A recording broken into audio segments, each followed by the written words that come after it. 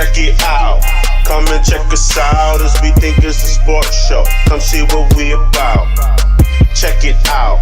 Come and check us out as we think it's a sports show. Come see what we about. Hey, Mike, Rad, Mills, Preach. Come check us out so you can see how everybody think. Mike, Rad, Mills, Preach. The show's about to start, so everybody take a seat.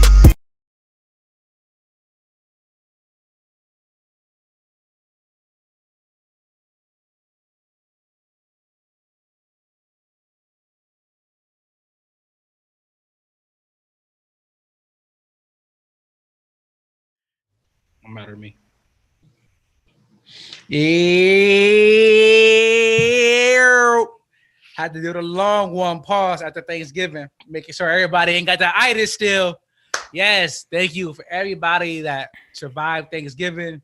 It wasn't like normal Thanksgiving when you got the family and people start drinking, smoking. The dominoes come out, spades come out, and you may not make it if you sit down at the spades table. But it was, I'm assuming everybody had a chill Thanksgiving. So thank you for coming back, hanging out with us on this fine Wednesday. I'm here with the guys. The vibe. Everybody is here. Everybody is in attendance. Tardy, but they here. Rad normally tardy. Rad tardy every show. But man, it's just it comes with all purpose. Rad. Yeah, no, it's You're not part, 5 it's minutes part early. You late? No, 15. You're not 15 minutes early. You late, man. Man, if Rad got here 15 minutes early, I'll be out. If you got here on time, I take it. But it is what it is. I come in the chat room. Is the room on time every time. So. Bro, yeah, because you on your way driving, let us know you're gonna be there in 15. But that's neither here or there, bro. You come, you bring the energy. I'm not mad at you, my brother. No, do. I mean, if it's working for you, it's working. It's working for the pod, so I'm happy. But so it's not working. We posted like 35 minutes ago. 35 minutes ago. We 35 minutes late, man. Hey, man. Hey, no, we just we pre-production. We had to talk about something, get some things worked out. We got a lot shaking. But then that's for next year. I mean, that's for 2021. We're gonna push some stuff to 2021. But we here today. And we talking that Mike and that Roy fight. So we're gonna get to that. We're gonna talk some football. But first, man, I gotta check in with my brothers to see how that Thanksgiving was. I know my joint was all right, but I gotta see how theirs was. So what's up, fellas? How was our Thanksgiving? Mine was okay. Really didn't do much. Actually we had church, which was cool. Actually it was cool. And then, just chilled with the family. Is that normal for y'all to have church on Thanksgiving? Absolutely. Church on Thanksgiving, church on Christmas. Just like an hour service, Okay. Nothing like crazy.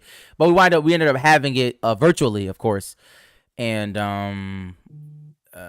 so that was cool. Just chilling with the family. Didn't it's kind of weird. I guess we had a Zoom family call, which was kind of funny. We was all on there, cracking jokes and stuff like that. But other than that, it was just chill. Nothing special. Mills and Rag, y'all good? Yeah, it was good. A lot. We tried to plan something with the family, but we just decided to not do it. We just decided not to do it. So, we had a little family call. We all talked about, we thankful for and all that type of stuff. Similar to what Sam said, a Zoom call. And then on the day, with a little small gathering and had some good food, I was slumped, went to sleep. But yeah, all in all, it was good, man. Good Thanksgiving. It wasn't obviously the best we can make it. Best we can make it. Mills, who made the worst thing that you ate this weekend? Worst thing that I ate this weekend? Who and who made it? I didn't really eat anything that was nasty or bad. Oh, come on! That's good, Mills. Somebody made some nasty potato salad. Are you gonna sit here and tell me it was good? See, to be honest with you, like Raz said, we had to work with what we had. This has been a tough year. Me and my wife got married. We had a plan, for this year to be our year where we bring both families together. Rent out a hall, bring both families, her side, my side together, and have a big Thanksgiving together. But obviously the pandemic, shut that down. So I was at my mom's house. So everything that was cooked was from my mom. So are you saying that your mother cooked better than your wife? Yo, what are y'all trying to do to my guy? I didn't say anything. Yo, what are y'all trying to do to my guy? Yo, that's the question. I'm just saying. That's a question. Yeah, like, do your mother cook better than your wife? Everybody has their own style of cooking. I'm Everybody's crying. food taste is different.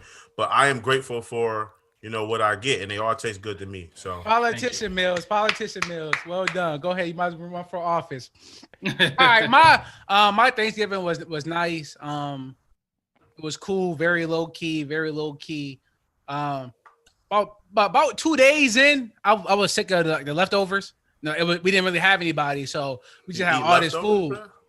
Yes, Mills, I eat leftovers. You're the only one that I think I know that I don't eat leftovers. But so I had to switch it up. Eat something. I mean, else. it's hard to eat leftover chicken fingers and fries every day. I mean, I understand why you don't eat leftovers. Let me say this. I just forgot about that. Somebody, have y'all ever had onions in your macaroni and cheese? I have not. I don't think so. So That sounds it was a surprise to me. And the person shall remain nameless. I don't even know if I should say this. Somebody from church? Okay, yes, it was somebody from church. But once I say somebody from church, if they ever see this, I don't know if she's gonna see this. But it was okay. It was really good. Actually, it just caught me by surprise because I'm like, what is that? And I was like, oh my gosh, she put onions in it. It was like normally, and I will say this, she makes generally mac and cheese when we have church gatherings and things of that nature, and it's really, really good. I think maybe she was trying to do something different. I don't know. See, she said, "Oh, if it's good, let me go ahead and tone it down some." No, onions. I don't listen. I don't know why, but she definitely put onions in the mac and cheese. It did not taste bad, but it just was very. That's different. weird. I probably wouldn't have ate it, but I mean, your onions. I don't know. But the onion, with the sweet potatoes, man. I would have threw it out. That messed up the sweet potato. But you said it don't taste combination. good.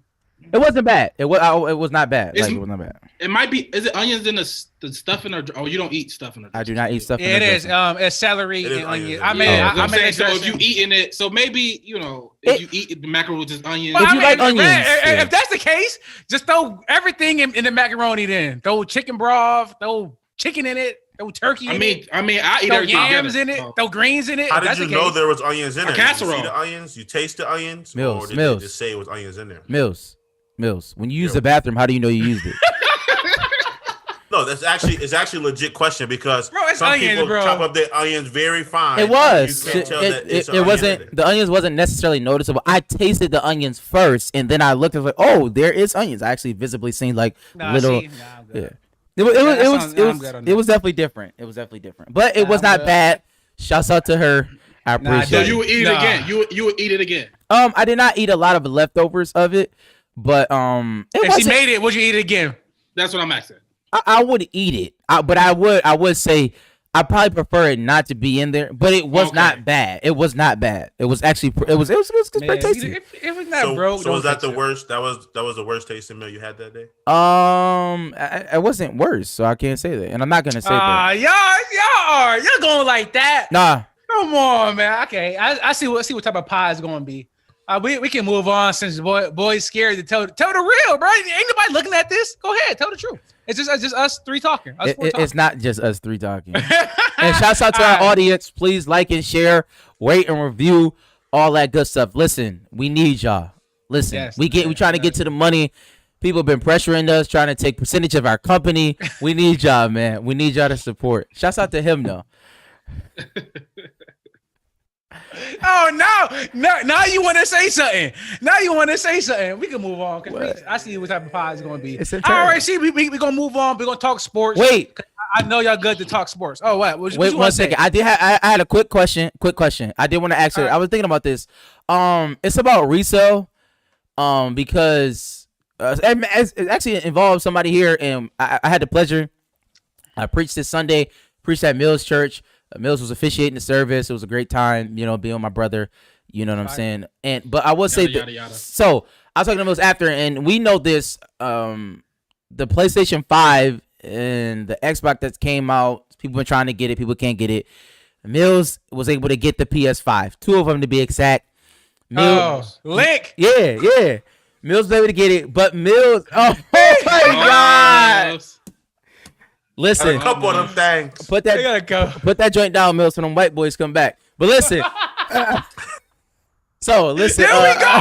We potting now. Sticky. We potting now. They ain't gonna be able to make it to the door. They ain't gonna make it to the door. They're the door. It's unlocked. According to you, it's unlocked. So who cares? That was Orchard Park. Mills was able to resell his PS5. I will not say what he resold it for, but it was a substantial amount of money. It was definitely more than what he paid for it.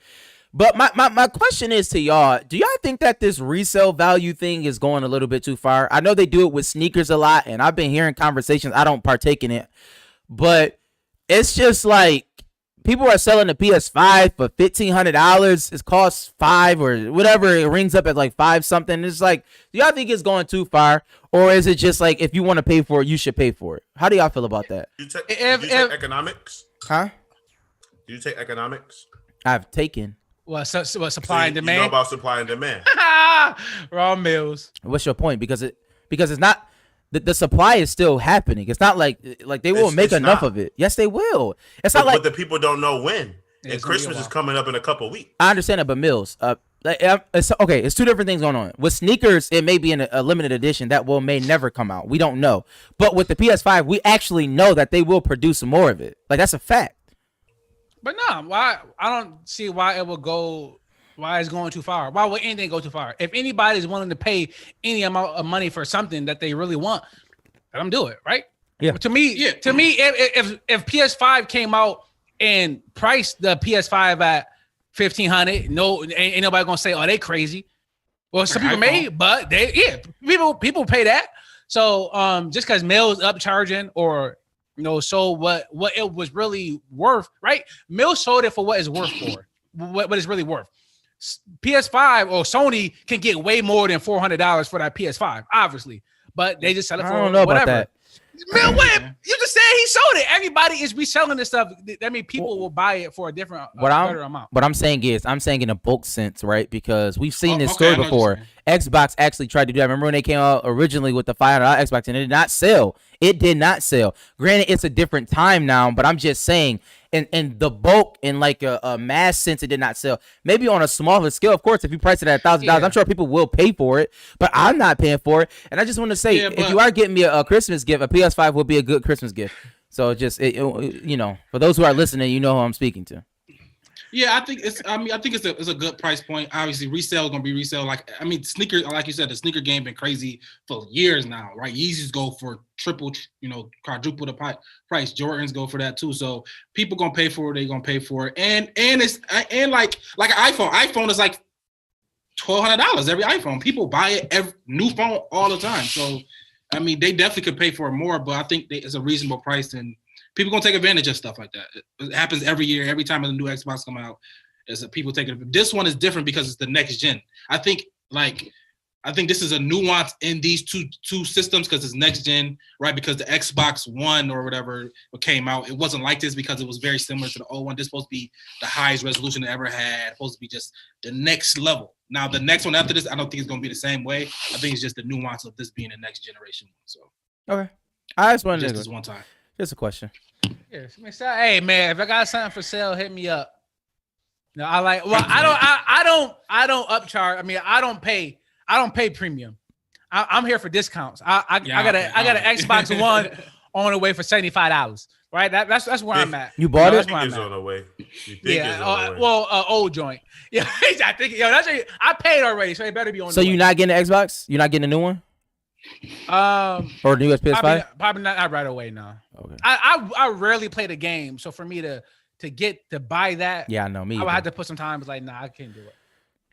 All right, and I appreciate that. Preach.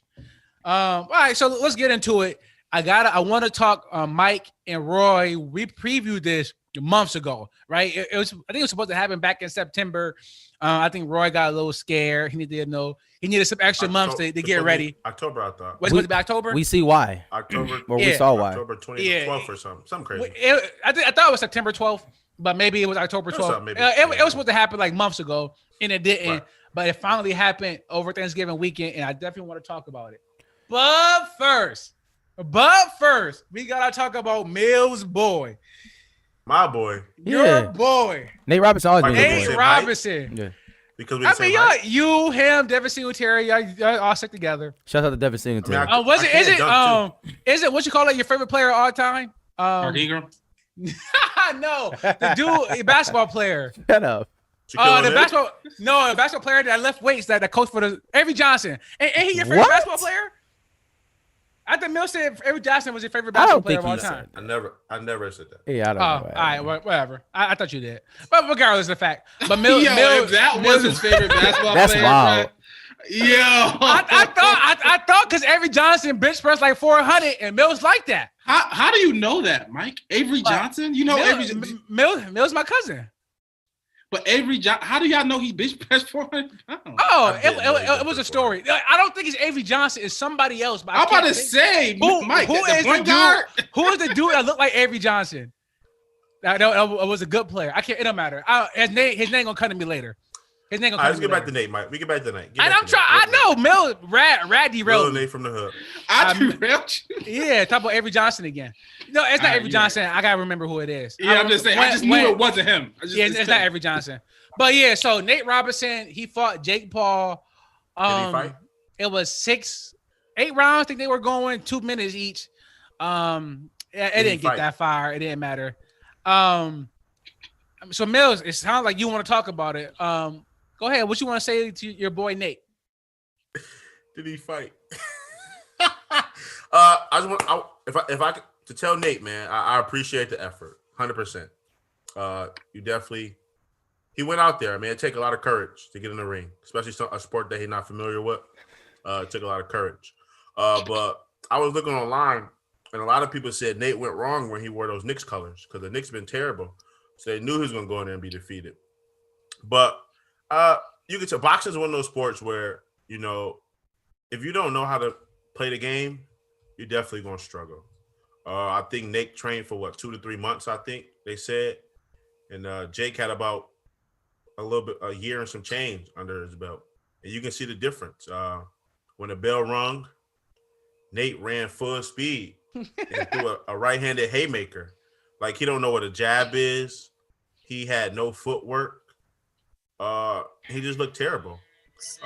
We was actually at the crib. We watched it at Marky D house. And we laughed like every 2 seconds because there was a lot of grappling going on, you know, early in the fight. And we like, yo, what's going on, man? Is they gonna square up? Is they gonna fight? Really throw the hands? Like, you would think it'd be a lot more hands thrown, you know, with the it is boxing going back and forth. No, going back and forth they had, and it, being boxing. But boxing's all about strategy.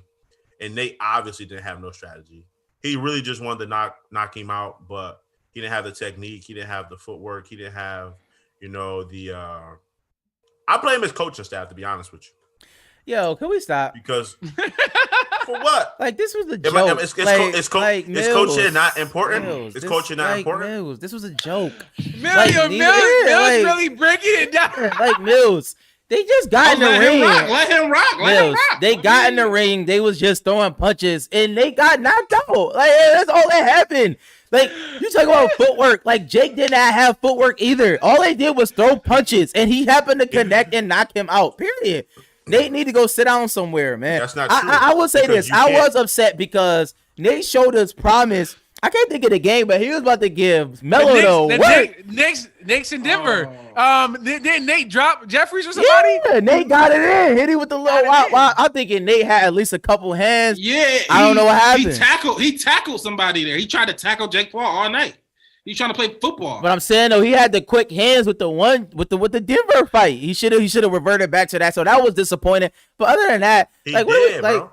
Okay, Mills. He tried. Mills, if you want to keep talking. I mean, the elephant in the room is it was a black guy versus a white guy, and a white guy won, and that was a bad thing for what we was looking at. It was like, what's going on with Nate? Like, I didn't look at that. Like, I did. It was. I mean, I thought that was clearly one of the things. Like, Nate is the athlete. Nat was the athlete. He the black guy should represent, bro. What you doing? And he went out and got like he got knocked out twice. They should have ended the fight. He got knocked out. Was messed up. He dropped 4 times.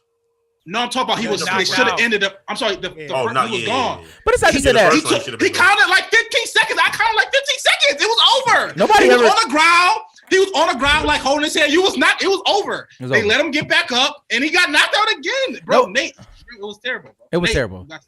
Nobody ever said that white people couldn't necessarily fight though, because Larry Bird, it is, but Larry Bird whooped Dr. J. That's a fact. Yo, But stop we saying playing. the greatest. He did. The greatest, Larry the greatest Bird fighters are what? The No. greatest fighters are what? That's not true. Dr. J whipped Larry Bird because Larry Bird was giving him work. Barkley had him in the headlock. You're right. Yeah, I know that joint all too well. The greatest fighters of all time are all. I mean, I'm not denying. I'm not saying that. What I'm saying is in this context, like I don't know why. Like they said, and a lot of money was on like Nate Robinson as far as betting. I don't know why we thought that Nate was gonna whoop him. Like I just like for me, I don't. But even if not whoop him, but bro, he got.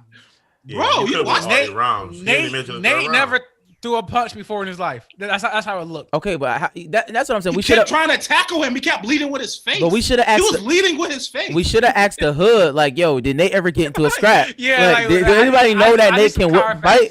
But clearly, it was a joke. So I got a hot take, man. I got a hot take here, and I'm a lockstep with Rad. That's not uncommon on this show. I think Rad is very sensible.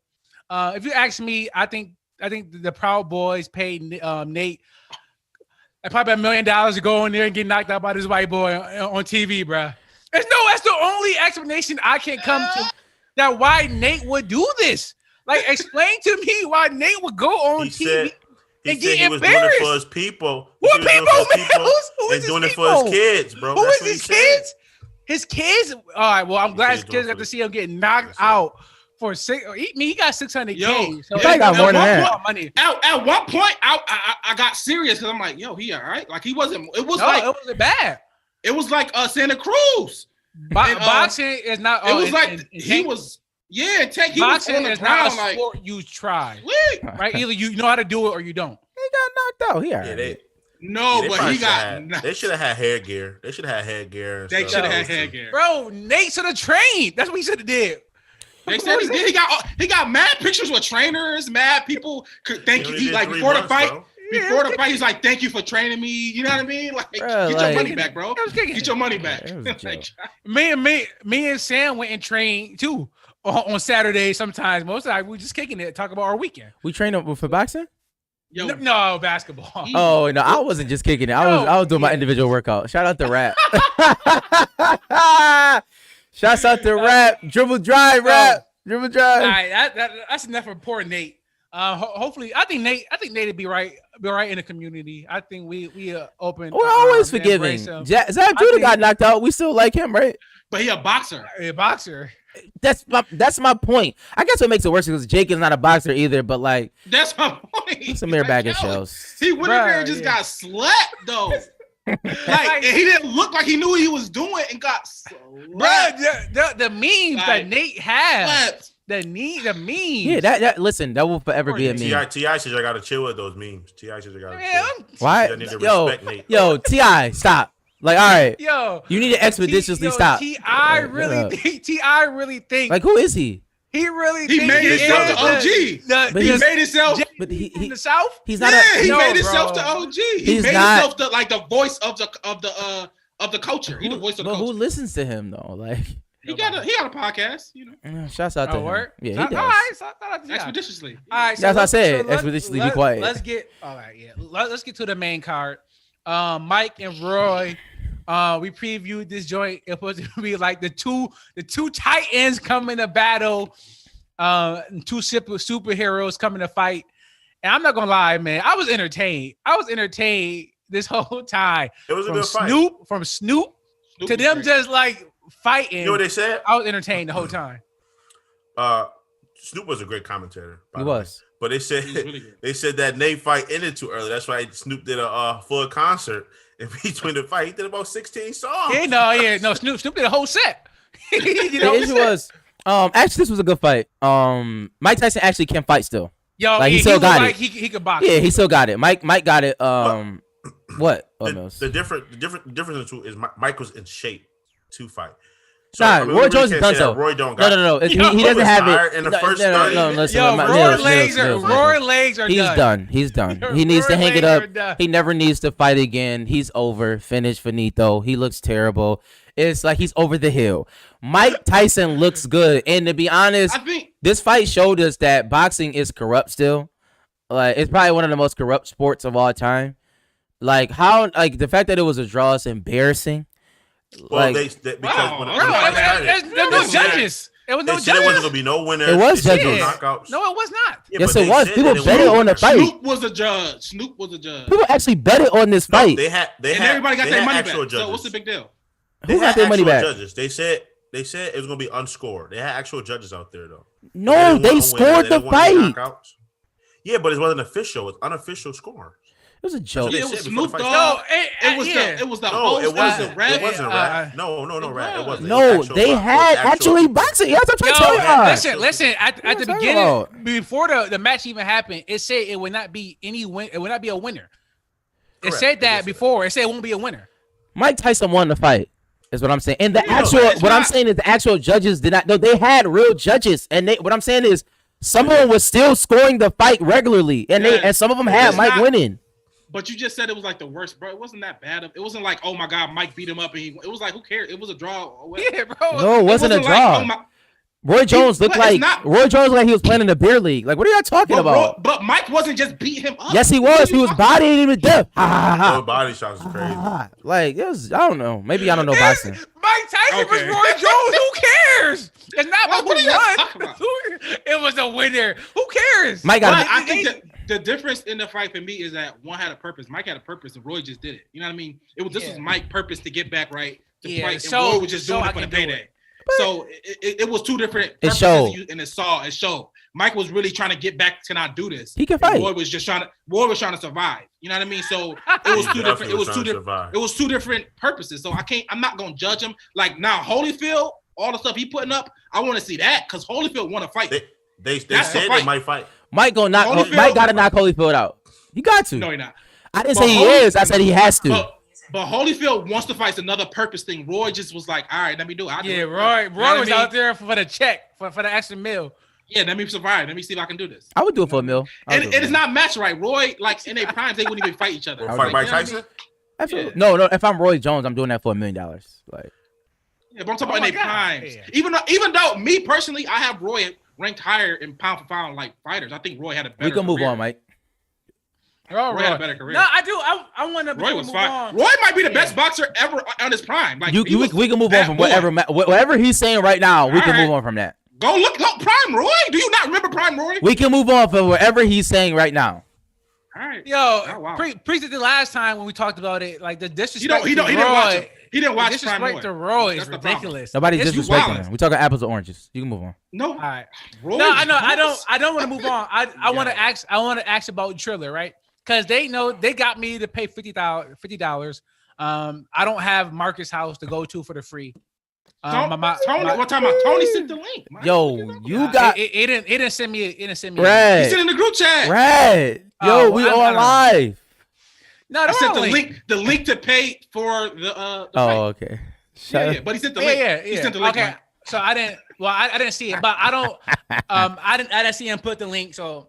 Oh, shame okay, on you me. missed out. But I paid for it. It's cool. I mean, I'm not. You I'm got not the too bread? stressed about it. You got the bread? I'm not. Six too stressed about figs. it. You know what I mean? But my question is Triller, right? They had the whole setup. They had a couple undercards, Nate, Jake Paul, Badu Jack, then Tyson and Mike. I don't know what Triller is, who they are. Nobody I didn't knows. hear about them. Fight TV. Who My man Wayne. My man Wayne. Lil Wayne. Shout out to Wayne. He a part owner. Oh, Okay, okay. is he? All right. Can this be their? Yes. Can they corner this market? Right. Yes. Can you remember? I don't know, 4 or 5 years ago when Soulja Boy and Chris Brown had beef and they were supposed to fight. Yes, this would be perfect for that. Can Triller just get everybody that want to box and just put them on this? Because people will pay for it. I don't know if I'll pay $50 again. It depends on who on the card. Well, What's the that? plan is I don't know. Oh, It depends on the plan- card. Yeah. The plan Mike Tyson. I don't know if it's with Triller, but the League of Legends, whatever it's called, the Mike Tyson Leagues of Legends. It's not gonna be just boxing though. He want to do where legends come and play any sport. So it's not just strictly boxing. It's for any sport. But the plan is for him to box again. But it's gonna be. I'm not saying Michael Jordan gonna play, but Michael Jordan, LeVar Ball He should partner on Triller. He should partner with. I don't Triller. know if it's with Triller, but I know that the Mike Legend thing that they was promoting to is gonna be something moving forward. He should partner with them. He should. I think this Probably. is. It probably is a partnership. It probably is. I don't know. I think it's a great platform. I think it's raunchy enough. You know what I'm saying? Bro. They was just smoking. It was whatever. Yeah. They had a whole commercial, weed commercial on that joint. They was smoking weed and stuff. It's That raunchy was enough. awesome, bro. Yeah. It was dope. Bruh. But I don't think it should be all those commentators. I think 2 or 3 is enough. I like Stylebender and Snoop. They was fire. I like Stylebender. That's what I'm saying. Maybe just 2. Maybe just Snoop and whoever. Like that's fine. Like I'm cool with just Snoop and him just going back to whatever. But you need the 2 colors and you need one regular guy. You need the regular guy. Yeah, I'm just saying the Carter fight. 3 at the max. 3 at the max. Yeah, 3 at the max. Okay. So all right. So y'all Sugar Ray wasn't saying nothing. Sugar Ray was barely talking. He was chilling. He was definitely chilling. It was mostly Snoop. Snoop was wild the whole time. Snoop the guy that constantly talked during the game. Like say every play, he say something during every play constantly. But it was fun. It was fun. It wasn't that bad. But he was definitely rooting for Roy though. Get him, Roy. Get him, Roy. That's hard. Get him, Roy. Shout out to Mike and Roy for putting that on. It kind of exceeded my expectations, right? Absolutely. It was great. I didn't expect much, but just everything. At 9 o'clock, I put it on. I was listening to the little uglies that was doing the pregame. Like, I was watching all of it. So shout out to Triller, even though y'all don't sponsor us, but I'm gonna give her a little shout out. All right, so let's move to the league. Let's move to the National Football League. It's 2 things I want to cover here. Let's cover the Denver Broncos real quick because they had to play. Well, who's their quarterback? Willie Wonka. Kendall Hinton. Willie Wonka. Was he? Do that through one pass, one completion. Willie Beeman. Wide receiver. Is he a wide receiver? They said he played a little quarterback. Practice squad. No, practice squad. He played quarterback in college. He did not play a little quarterback. He played quarterback and then he switched to I found this on the web. Mills. We not talking to Siri, bruh. But Bro, anyway, Siri be wilding sometimes, bro. I don't know what's going on with her. he switched to wide receiver and he had 1,200 yards his senior year. That's why he was playing wide receiver. But Okay. So they had him at quarterback and he went out there. It was terrible. It was terrible. Yeah. Games should have been postponed. Absolutely. For sure. But you got Baltimore, who whole team is pretty much their offense at least is not playing, and their game got pushed back until today. I heard some Denver players saying like, "Yo, this ain't right. What they doing to us?" Blah blah blah. Do they have a beef? Yes or no? Yes, because yes, they do. They do. Man, y'all hit me hard, man. Yes or no? Yes, I'm saying yes. Yes. So what I heard. Yes. One person at a time, please. What, Mills? Oh well, I was gonna say yes and no is because it's not yes or no. I need one, Mills. Okay, no. Thank you. No. All right. Why? Oh, because the story behind everything, you know, with the COVID case and stuff like that, Denver put themselves in that predicament. Okay. Because they were not wearing their masks. Okay. We didn't really get that. Well, I'm finished. Okay, what? Go preach. No, go. No, I wanted to insert. Supposedly, they said that they didn't have enough masks. I just want to throw that out there. You gonna finish? I don't think that's true. But I'm gonna know with Mills. I'm gonna know with Mills because one, it was just one group. It happened to be the quarterback room. Oh well, it is what it is. It wasn't spreading like Ravens people was still testing positive since yesterday or the day before yesterday. So why did they move? Can't play. So why did they move the Tennessee game? Why did they move the Tennessee game? What are you talking about? Why did they move the Tennessee game? And we had to because it was the same. It was the same thing. Why did they? But they moved the Tennessee game. They did not. Because it was. But Tennessee did not have masks on. They didn't have masks on. They did not have masks on. They did it to themselves. Bro, I promise you're not listening to me right now. I'm listening. Do you hear what I'm saying to me? It was one room, 3 people. That's it. No way. It wasn't constant. But Tennessee and the Ravens, with people were popping up, and they did not know where it came from. So they had to figure out, and they had to push it back. Denver, they knew exactly who it was and where it came from and who got infected, and they took them out the way, and everybody else came back positive. Everybody came out negative. So they played the game. But Tennessee and the Ravens, the whole week, different people popped up, so they had to move the game. You can't play with people you do not know if everybody not negative. You can't play the game. But they knew everybody in Denver was negative besides the quarterback, so they moved them out. Knew it strong a little bit, right? I would say that. I mean, whatever the case may be, everybody came back negative. How about that? Everybody was negative. The quarterbacks came back negative. So that was a joke. They was never positive, ever. They was just contact tracing. But they're high risk. Okay, what are you talking about? But my point is, what are you talking about? They did not know they were negative. So to say like they didn't know, they just said that they couldn't play because of the move that they had in place. My issue is you're saying that they didn't have masks on. What I'm saying is that's a mute point. I'm not saying that. I didn't say that. You did. That's what Mill said. I didn't say that. Well, whoever said it. What I'm saying, that's a mute point because the Tennessee Titans did not have masks on either, and they moved back the game. That's my point. My point is, they did not know where the source of the rape. People were popping up every day. The Broncos, they knew exactly who it was and who was close to them. You gotta go. Everybody else stay play. The Ravens people, Willie Snead just got infected like last 2 days ago. They just keep finding out. If the Broncos are 7-3, are they playing? No. Yes. No, they're not. That's a fact. Yes, it is. No, they're not. It's a no, they're fact, not. bro. No, they're not. No, they're not. We all know. We all know the truth. It's a joke. We know. Yes, we are. No. I'm saying. I'm talking about the public in general. The game was on when Lamar Jackson was out. The game. Cam Newton missed the game. What are y'all talking about? Who is y'all? Both of y'all. I ain't say nothing. Cam Newton missed the game. Lamar was about to miss the game. What are y'all talking about? Stop saying y'all. I just asked a question. Well, Mike, you brought it up. So I'm talking to you too. Whoever brought it up. He's not playing tomorrow either, though. I mean, what are y'all talking about? Tomorrow not playing. Yeah. So like, what are y'all talking about? No. What I'm saying is, Rad, they moved the game for a specific reason. Why? What's the reason? Your reason for it moving? Because it's Pittsburgh and it's Baltimore. That's why they moved it. No, it's not. Yes, it is. It's because they isolated who caught it, who contracted them. The contact trace. It was only them 2 quarterbacks, the 3 quarterbacks. They got nobody else had anything was not next to him, so they played the game. Lamar Jackson is not playing tomorrow. Cam Newton missed the game. What are we talking about? They would have missed the game. Who? I didn't say anything about Lamar Jackson. I never brought up his name. I'm just talking about they moved the game because of the 2 teams. If they were 7-3, would they move the game? Okay, but that has nothing to do with the player, right? That has nothing to do with the player. That has to do with the team and the record. Like the fact that Denver sucked, they did not care. They played the game anyway because they didn't know that. I just told you Cam Newton missed the game. I told you Lamar not playing. And I just said Stidham. What I'm saying is, Rat, is this. But wait, no, San Fran had to play while a whole bunch of people. Did they know the source of that? Okay, I know they made them play a couple weeks ago, Mike, but their whole team was out. I don't know why Rad is defending the NFL when they don't have a plan at all. They're lying to us.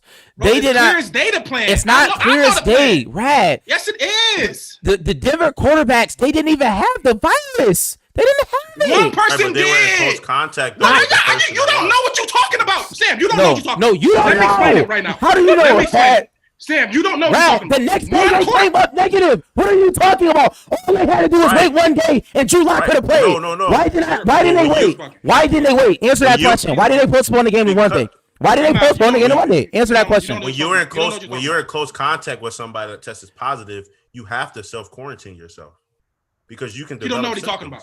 He don't know what he's talking about. I'm gonna say this. This is the last time I'm gonna say this.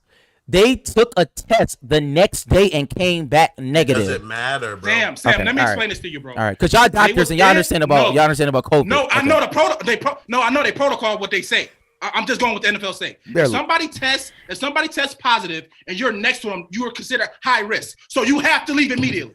It doesn't matter what your test said. You gotta leave because it could come up with you later on. They don't know you high risk. You have to leave, and they did not have masks on, so they out of protocol. So you definitely not playing. So you, the person who tested positive, and anybody next to you with no mask, have to go. Period. And I'm the only people that was next to him. Can I say something? The rest of the team was fine. So why?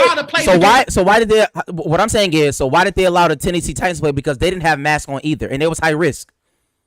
Nobody want to talk about that. But nobody want to talk about that high risk. Nobody want to talk about that high risk when they knew that they had a function. The Raiders had a function. Nobody had masks on. Everybody was hip parade. But when the test came back negative, they allowed them to play the game. So what are you talking about? Take the test. We explain it to you. I'm explaining to you. So the Denver Broncos had one quarterback and 2.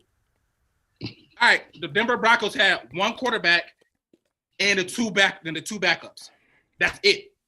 The Tennessee Titans had 20 people. They did not know where it was coming from. It was people just keep getting it like the Ravens. People just kept popping up. So they had to postpone the game because they did not know who's the source. They knew who the source of Denver Broncos was and they got him out of there. It's that simple. How can you not understand 3 compared to 20 and 30 people? Like that's that simple. It's that simple. I don't understand it. Well, we can move on. Like I said, I didn't say what I thought about it, but I guess Rad just decided how I felt. It's all good, Rad. I still love you. But we see tomorrow or today or 3:40. So the game is technically over. So which was ridiculous. Yeah, Pittsburgh won. Everybody, trust me. Now they got J.K. Dobbins back. I got Dobbins back somehow or another because he had COVID. Whatever. I might pick up I might pick up RG3 and my fan dude. No, he 1,400 now on DFS. So I'm good on that. Like if he was like 6,500, I would have paid for him. 14, I can't do it. I mean, he's 14. Terrible now. I don't get it, Mike. 14,000. Oh God, RG3. It's 14,000. 14,000 DFS now. They wild. Yeah, they bumped him up. Yeah. I was thought I got him on the ground floor. I thought they usually don't do that. That's whatever you. They usually leave him. Yeah, that's what I thought. Yeah. That's terrible. That's terrible. All right, so I want to get into this next football take. Then we can move on. But some wide receivers went off. Primarily Tyreek. He went 13 for 269 and 3 touchdowns. And Metcalf last night went 10 for 177. No touchdowns though, but he got tackled at the one for one of them. Right? We talked wide receivers maybe last week, 2 weeks ago. We didn't mention Tyreek Hill. Same on me because I got him on fantasy. I'm terrible in that league, so maybe that's why. Sure is. But but I don't want to talk about them. Because I'm definitely not gonna be Pizza Boy. I didn't watch much of that Chiefs game, like glued to it. It was on, and I kept getting the alerts, but I wasn't watching. But last night I was watching, and poor Darius Slay. Oh my God! Every time the ball was in the air, I said DK coming down with it. I think they showed a graphic that out of 177, 146 of it was on Slay, and like. They kept showing him through the camera and his face mask. I was trying to get a look at his face to see what he was thinking. But, I mean, it was rough from DK. He was dancing. So I know he was talking stuff. So that's what I want to talk about, right? Poor Slay. He probably should have been on some type of watch last night. But we all been there, right? We all been there. So what goes through your mind as a defender when somebody's just busting your ass? As a defender, whether it was football, rap, basketball, what the case may be. Who? The white boy? What goes through your mind? Who was working you, Mills?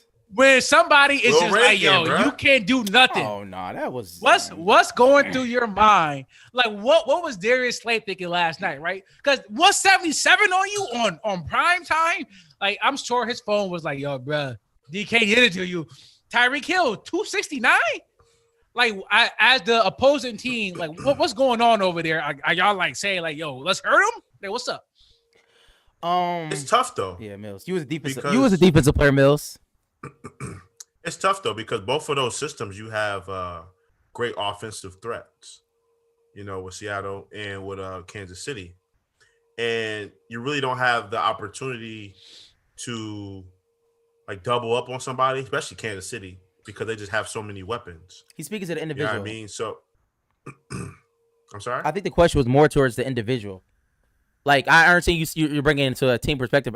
He's saying like that, as an individual. The mindset. If you get worked on, when somebody busting your ass. I don't care about the defensive schemes of what. I can't get my backdrop. Go ahead, bro. Go ahead, lay it out. Okay, it's okay. Your backdrop, bro. Yeah, Pre stops you. Ignore Preach. I'm sorry. That's what Preach is. He's very, I'm not. Preach get right to the point. Preach like, get right to the point. But Mills, I said the only reason why I'm saying this because you are the defense. I mean, you were the defensive player. So what you got, Sam? No, I want to know what Mills. He's a defensive player. Well, I mean, if you're strong in that area, you're gonna do whatever you can to try and make up for your points that you're struggling. But at some point, you just gotta say, I need help. I ain't gonna hold you. I will say. Ooh, that's tough. Yo, when you start asking for help, bro, get my help side. This is. I think this has happened twice. I can't remember 2 times in my life vividly where this has happened. Maybe three. I would say 3. The first time it was a practice. It was football practice. I can't remember who it was. I'm trying to think. I remember a football Who? game. No, but no football game. It was only you were talking about a play, not like multiple things that happened. You were talking about one No, play. I remember a football game What game? when Isaiah Jefferson tore you up when we played Riverside. That never You didn't happened. want to play no more. I don't. That Yeah. when did that happen? I don't want to play no football? more. Or Rad, was it what Donnie is- Bender? It was one or the other. I never checked Donnie Might have been Bender. Donnie Bender. Justin was on Johnny Football? Bender. I don't even know what he's talking Football. about. It had to be Isaiah Jefferson. bro. Rad. It's Me Riverside. and Justin shut down the wide receivers. That's a fact. And rest in peace, Ira. Ira played Yeah, that game shut down too. wide receivers. That's a fact. Yeah, Bender. Yeah, Yes, Bender the only shut time I got down, scored on was the Grover game when I fell, and then This was the our senior Burgard year. game. This was our senior year. I was RJ hurt. I didn't Jefferson. play. That's when they had Noah Jenkins that came up. They had the little dudes that came up. Noah Jenkins, he played running back and all that stuff. Mills, I wasn't He got even. killed on a whole bunch I don't of post remember. routes. Crazy enough, I don't Yeah. remember. First of I all, don't- I'm not I even just never got talking killed on any post routes. And y'all, just get to the point, pre. Maybe. Okay, Maybe. so like I said, it was one time in practice. I cannot remember who it was, but they just kept catching That'd up. be me then. It was never Mills. But anyways, that was a lifeless moment. Like it was like literally nothing I could do. It might have been like a JV thing, and I just didn't care. Who you remember, Brad? I don't know. I'm trying to figure out who I could can't. it be. But anyways, okay, it was just a lifeless moment. You can't do anything. You just got to chalk it up to the game. Another time was the East game. We all remember that when I'm not even gonna say his name, but the other point guard, he just went off on us. and to be honest, I wasn't necessarily checking him the whole game. Mills actually came in to check him. He was working Mills, like working Mills. What you mean? No, I had Just the say it straps. again. No, I you had did the not. clamps on him. No, you did not. He had 30 on you. When we played that Hey. East, Yes, Mike. Am I I had the lying? clamps, bro. Yo, he had 30. I don't know who. I wasn't checking them, but somebody was checking. He had 30. But I wasn't because offensively, if I wasn't Yo, doing that nothing was on I that, had the clamps. he just it was but- you, Nelson, Mills. It yeah, didn't matter. It didn't matter who was on All him. y'all. He literally was he was on It fire. wasn't me. You're right. You can stop saying y'all. But- Yeah, I had nothing to do with that. But I will All say, y'all. but my response was I got very frustrated and I started to play erratic. yes, he played terrible Yeah. after the game. It really it threw me off my game because it was like I don't know why this is happening. This should not be happening. That and another time and through adversity I came back. It was a playoff game and Darrell Young, he made a move. But actually he had a 27. he had 27. But nonetheless, again, my claim to fame, 11 assists. We won the game, name in the paper. Shout out to Keith McShay. He knew the real winner. And that, you know what I'm saying? Sent them boys crying. Shout out, you know what I'm saying? Sent them boys crying. You know how that go. You know how that go, Mike. You know the Let's vibes. go. Yo, that game almost got kicked off the team because I said F rap after it. we can move on. Shouts How out about to you, Rat, man. I can remember when dude was killing you, Rat. The defensive end. Yeah, you. When? I can't think of the team, but the one defense that was killing you on the line. It was bad. Was it? Yeah, it was real bad. I can't think. I You remember the remember game. Mills? You remember that, Mills? I think it was junior. I don't remember. It was I- one of the I was- games.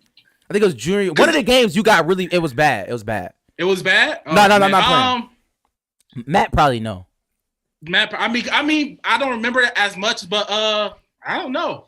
I'm usually like even kill with stuff like that. If I was getting worked on, I could think I would just be like maybe just inside my head trying to figure it out, and that'd probably be the worst thing instead of just thinking about next play. But just inside your head overthinking, trying to compensate for things, trying to figure things, trying to like, I don't know, you're just trying to not do what got you there. Yeah. You're trying to do different things. You know what I mean? Tough. And that always hurt. And it's just like like Sam said, chalk it up to the game and just take that L. It's DK Metcalf. I mean, for DK Metcalf, it's like, bro, you're like I'm asking. prototype, for like Mills, I mean, it's DK Metcalf. but Mills, you Yeah. never asked for help though. I did. When? I only really got worked one time. We just said it. Basketball. You talking about the No, that Will wasn't- that Reagan, wasn't but that that's game. not like you keep No, I'm saying. not talking about. I'm not even talking about that. I'm not talking about that. I'm talking about Come that. on. We played Bennett. In practice It when DJ I was. Stuckey. Oh, he was working you. DJ Stuckey. He What? worked me. Yo, Oh, junior year? Junior year. Yeah. Yeah, Stuckey did go off. Shout out to Stuckey. Is Stuckey still locked up? Yeah. I don't know. Shouts out to him. I hope he not. Stuckey. Free him. See, luckily for me, right? I'm about to say, Mike. I'm trying to remember something. Well, I was the worst defender, right? So Yeah. I usually got put on the worst player. Yeah. So it was rare that somebody really like went at me because Mike, you go check this dude that's shirt not tucked in with the low top ones.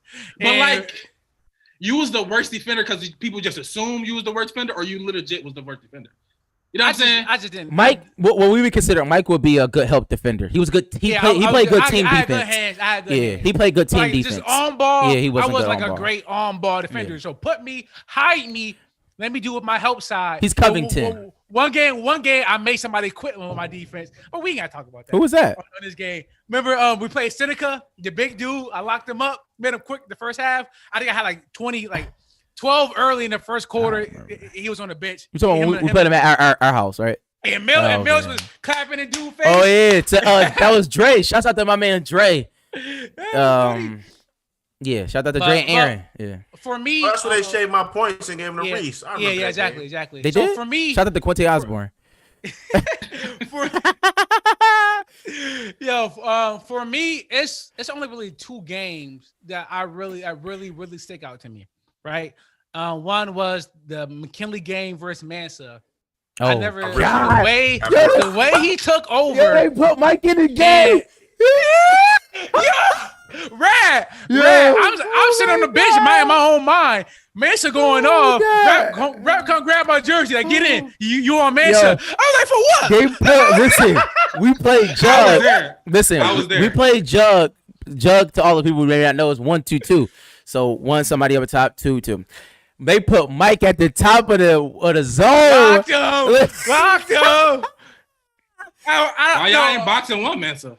Yo, they had because they had good players. Yeah, not like he was the only player. Yeah. I would say this. I don't know if he do Marky D or what, but when I got in, he went like super chill on me, and as soon as I got off him, he went right back into like savage mode. So shout out to you. And then another person is Karan when we played Sweet Home. Oh my he had God! 30 in sectionals, bro. The Prayers way he to was Karan. shooting. Yeah, shout out to Karan. Prayers to him, man. He put on Facebook today. Shout out to all the love. So. Yeah. That was good. Me seeing that was scary. Yeah, man. It definitely was, man. That was scary. So shout out to him. Shout out to him. Hopefully the whole situation, whatever it is, it get resolved, and hopefully he good. But bro, I'm telling you, that Sweet Home. We just came off that ECC joint, and we was like, yo, we about to go to Buff State. We went to Sweet Home. He dropped 30. He was like 7 for 7 from 3. That was rough. It was like I went to coach, like your coach. You want me to like. We gotta change something. Hey, listen, I'm gonna keep it a stat bundle, man. I know y'all may be listening, but man, the seniors, man, I don't know, man. I don't know. Our seniors, they don't know. They was acting a little funny acting, but shout out to my man Reese. Reese always had my back, man. Straight up. Yeah. So, but yeah, I don't know, man. Darius Slade, man, he looked like he was going through it last night. Hopefully, like I know we joking a lot. But hopefully somebody checked on him last night, like on some real. Nah, he good, bro. He got work. Bro. The way his body language is didn't see, like every pass DK was coming down with. Yo, bro, it was bad. I think the issue was he played for the Philadelphia Eagles, and it's like we suck. Like, what are we doing here? I mean, he played for Detroit, so he probably got some Devontae Adams work before. You know, he got, but he used to. He's good. Darius Slade. Yeah, ain't no I'm saying. No, he's not good anymore. I think for Darius Slade, I think the issue is he was good. Like I think at a point where it's like I think that's the biggest. Decent this season though. Nah, he's been trash. They go suck. I think the issue. I think he's not a lockdown core anymore. I think the issue is his pride. I think it's a bigger issue if you're like very very good at what you do and then you like are very very bad at what you do all of a sudden. I think that's more of a hit. I'm serious. I think that's more of a hit to your pride than anything. Like it's like, yo, like it's like getting back on the court and the things you used to do you can't do anymore. And it's like, yo, this is terrible, bro. It's like terrible. You just put a Vontae Davis. Like, yeah, I'm good, coach. Yeah. All right, Priest, go ahead, go ahead, drop that coach around table. We're gonna get into it.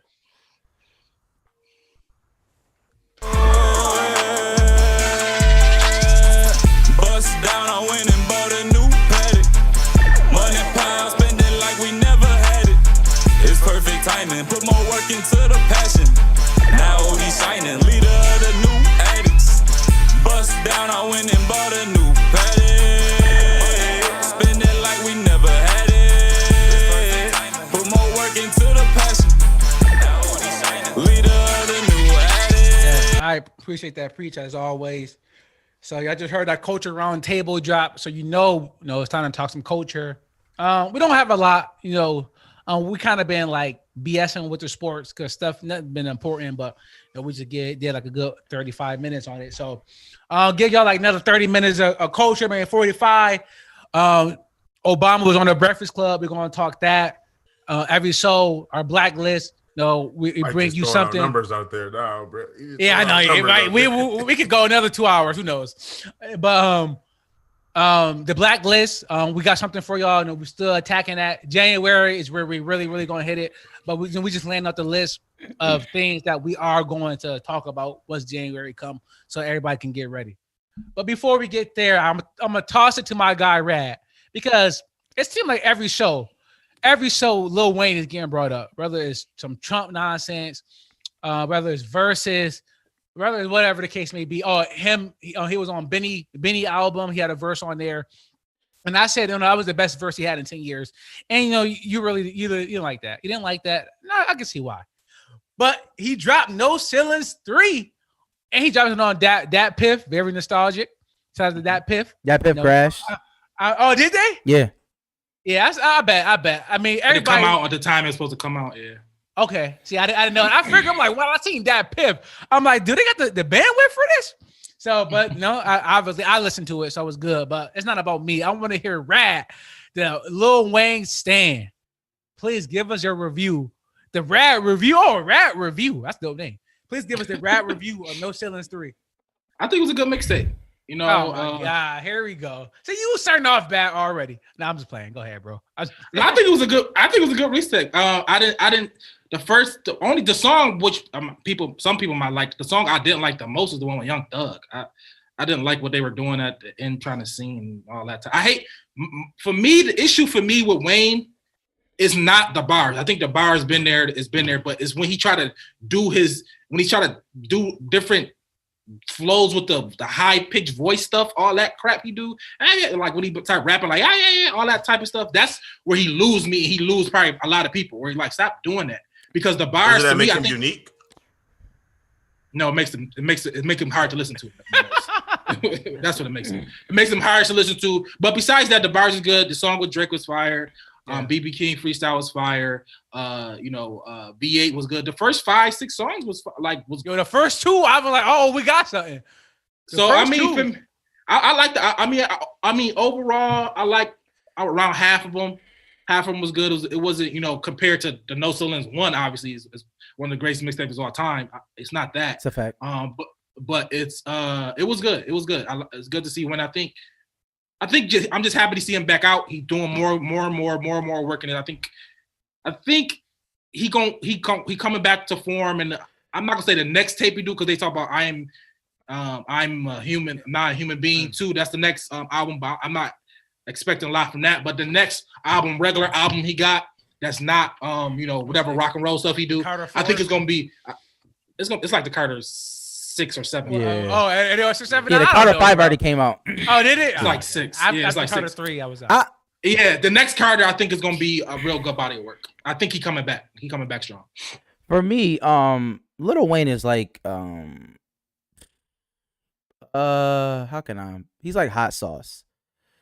The N1 mixtape. But I said the N1 mixtape. Yeah, like N1 mixtape. Like, and my issue is like I like that. When you play basketball, like after a point, you get to a point where you're looking at somebody like, yo, bro, stop dribbling.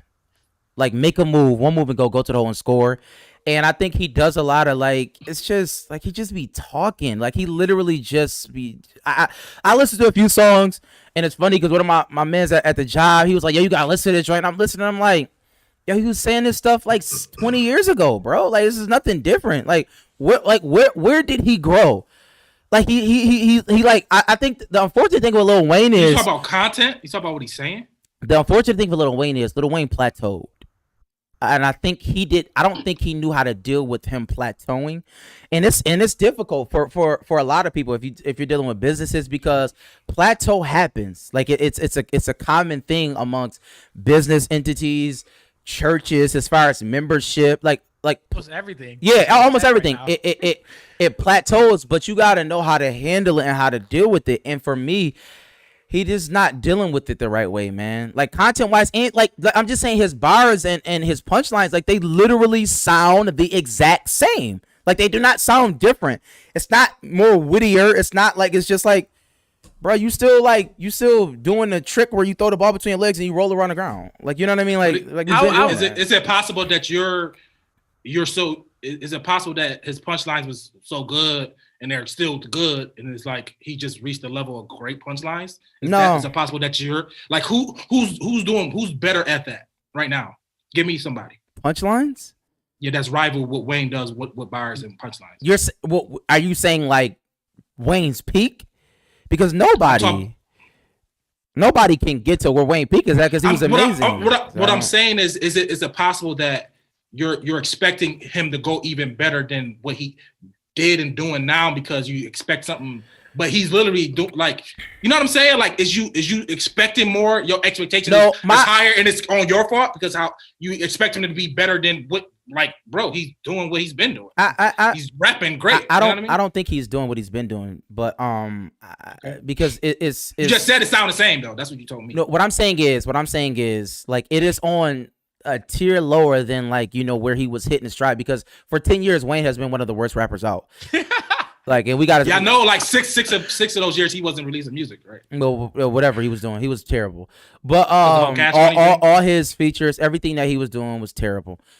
So I'm saying this, the Benny verse and this project was like okay, like I could like okay, you're coming back into some type of form, but I think you still just rolling around like you just doing spin moves and you doing sham gods. Like you gotta just. Like, I would want to pause on that preach. Like it's a hell of a analogy, so I give you kudos for that. But it is a mixtape. It's not really supposed to have too much structure, right? You know, it's not really about can you set the pick and roll and have a good hook. It's like literally just get on there and start rapping. No, it's and one. It's and one. So that's why I get your analogy, but I don't think here it's applicable because that's the whole point of mixing. It's not the league. Yeah. The league. But for me, for Preach, I agree with you with your criticism, and that I think I'm older now. So me at 16 when No Ceilings came out, and me at 28, I'm different. Where to the point where like rapidy rap, I just can't listen to it all day. Like he was just rapping words. And so now if I'm going to listen to your project, I need some substance. I think if No Ceilings 1 came out today, if that was No Ceilings 1, I don't think it would have the same impact on me because that's not what I'm into. Now when I play No Ceilings 1, it's kind of nostalgic. But just the rapidy rap, punchline is like, after like song 10, I was like, okay, when is this over? Yeah. And it was like 12 more songs. So that's why that's my only thing. Like Raz saying it, I think it is us. I think the whole rapidy rap, that's not where I'm at anymore. I don't know. So I just can't listen to. I like the first 2 songs, I was good. By song 5, I was fatigued. And I think that's on me. I say though, I can't just listen to Lil Wayne say words anymore. I just can't do it. He has things to rap about though. Yeah, but my thing is that I go into it knowing what I'm gonna get from Wayne. I'm looking for bars, I'm looking for witty bars. Oh wow, double entendre, stuff like that. I'm not going looking for a J. Cole. I'm not looking for a depth storytelling. That's like I'm not looking for that. Now Wayne has done that. Carter 3, he has went into depth, but I mean like mixtape Wayne is mixtape Wayne. He rapping on other people's beats, talking about guns, girls, sex, what he drugs, drugs is what he does. That's what he did. He did that again, and I think it was Wayne. I think I don't think he's now peak Wayne, no, but I think is coming back, and I think he's getting like a lot of bars in those songs where witty was good. I think he played. Great. I think he played to his base with this for sure. I think the Wayne fans are okay with it. I've seen a lot of people on Twitter saying it was fire, some people saying it was trash. And I think it just depends on how you feel about Wayne. I'm no longer a Lil Wayne fan. So I'm going to be a little bit more critical of him than normal. Because like, all right, bro, I am looking for the growth. I'm not looking for you just to be who you are 10 years ago. Right? Anybody that's the same person they were 10 years ago just wasted 10 years of their life. So I am looking for some growth. Facts. But like what Jay-Z is doing as he matures, what Jeezy just did with his album. That's what I am looking for. I'm not looking for rapidy rap on bars, no hooks. Like to me, I don't listen to music like that anymore. But it's Lil Wayne's mixtape, so I understand. But I'm not in that zone anymore. And I don't think if stuff like that coming out, I'm good on that. For me, I think it's just expectations. Mills, exactly. It's just expectations. At what point should these artists call it quits? Like Should it be like Never. a time frame from when they're out of the music industry and not putting out no content that they should be able to come back? Why? If you want to make music, make music. I mean, Ron Isley been making music his whole life. A lot of these old Yeah, I singers don't- Charlie Wilson. Yeah, I don't agree with that. And Wayne, and anytime Wayne drop album, 1 million records is gonna sell. Yeah, You know what I mean? yeah. It's not like he's doing it and he's nobody selling. Like, it ain't like I'm no disrespect to Jeezy, but that Jeezy album, I'm sure compared to whatever Wayne did, is not comparable as far as No, yeah, of numbers. course. But Wayne So, didn't sell. I'm saying even his last one, The Funeral, whatever it is, it's just comparable. You just not. It's not. It's No, not Wayne, the same. Wayne is different. Wayne is somewhere else, so he gonna sell regardless. And for me, it's expectations, right? Even for me, Funeral, it was some definite. Even the last Carter, like I heard different things that you know, because I'm listening to Wayne different than y'all. I think y'all, if it's not appealing to y'all immediately, y'all checking out. I'm actually gonna go listen through and like, oh, he's talking about something. It's a different nuance because I'm more, I guess, I'm more of a fan. Yeah, I got you're more more patient. I'm more patient with him. I'm more patient with Wayne. I hear one. Nah, I'm out. Yeah. As soon as you hear something you don't like, it's like, all right, Wayne being Wayne again. You know what I mean? So Wayne doing that stuff again. So you over it. And I got way more patience. So he like my number one. He's my number one. He's been my number one. That's tough. That's man. wild. That's like my favorite player being Ben Gordon. Yeah, that's a wild number one, man. But we can. Well, move are on. y'all? I'm just playing. Right? I'm just playing. I'm surprised you even admitted that on. Whoa, national- people come know on. that. Hey, That's Raw worse than Ben. Avery Johnson might be. For Johnson. one, it was Earl Boykins is a player I wanted to say. And then that's two- a fact. I remember Mills loved Earl Boykins. Exactly. Now you're right. Exactly. Mills did love Earl Boykins. You're absolutely right, Mike. That's a fact. I hope doing. I hope doing That's- Cleveland State. Okay, we can move on. So, but yeah, right. Well, I was a Ben Gordon fan at Connecticut, and I carried over. I mean, they won a national championship. remember I don't it, think. Yeah, I was a fan of him at Connecticut, and it carried over. No, you don't. I'm not fair. I do remember. Rad come here every show talking about, I'm a fan of the Hornets now. Since when? But so LaMelo Ball. exactly. So because I stayed with my guy from college to the league, But the disrespect of I'm not you taking criticism. comparing Ben Gordon, it was a joke. Rad. But I Sam, know. but Sam co-signed it, so I had to go at it. Yeah, wow. All right, let's move on. All right, I'm gonna go rad guy again, but I'm gonna go to Mills first. Barack Obama was on the Breakfast Club. They call him O now. I'm about to say where? I thought about Mike, it. Mike, all Mike, right. OB? Oh my Beezy? goodness. B.O.B. Barack Obama, B.O.B. He That's said B.O.B. he The said real they- B.O.B. He said they call him O now. But so Barack Obama, he was on the Breakfast Club. Well, 52 minutes, decent listen. Check it out if you haven't seen it yet. He said a lot. He got a new book. I'm gonna listen to it. I didn't start it yet, but maybe next year I'm gonna start it. Got a new A book, promise and land. they That sounds crazy is when that you what say it's called? next year.